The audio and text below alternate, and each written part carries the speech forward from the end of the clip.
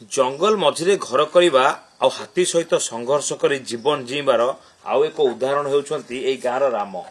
राम जी की निज घर छाड़िकी अन्य दुआरे आसिक रहुछंती निजर पिला छुआ सहित सहित कथा बा राम बाबू तमे आउ जन घरे आसी कहीं रहुच और ये बाड़ी धरिकी रास्ता ऊपर कहीं बुलुच साइरन शुणिया पर तुम रास्ता ऊपर कहीं आस तुम सहित घटना कौन घटी हाथी आसी लोक घर को आसिक आम शोचती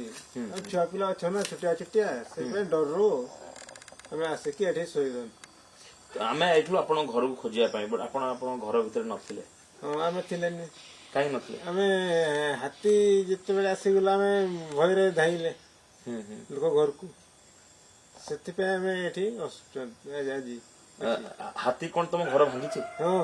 केते भांगी घर गोटे घर तो भांगी सारी अच्छा आउ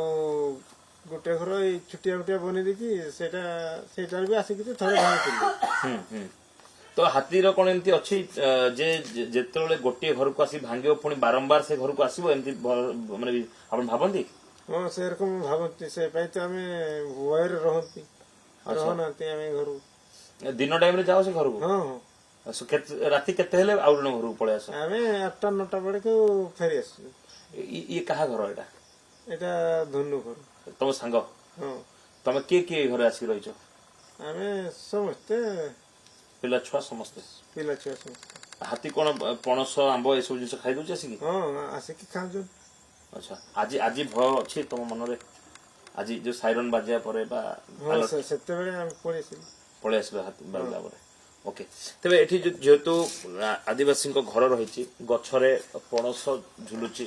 गछरे आंब रही हल्का टिके काला बैशाखी होता और ता संगकू झिपी झिपी वर्षा संध्या बेले होता तो तापरे जेतु वर्तमान हाथी जनबसती मुहां होउची तो हाथी विभिन्न समय घर द्वारा भांगुची किछि लोक अन्य मानक घरे आसिक आश्रय नौछंती जो मानक पक्का घर नाही आश्रय नौछंती एमती रहुची रातिर जीवन ए गाँव रे।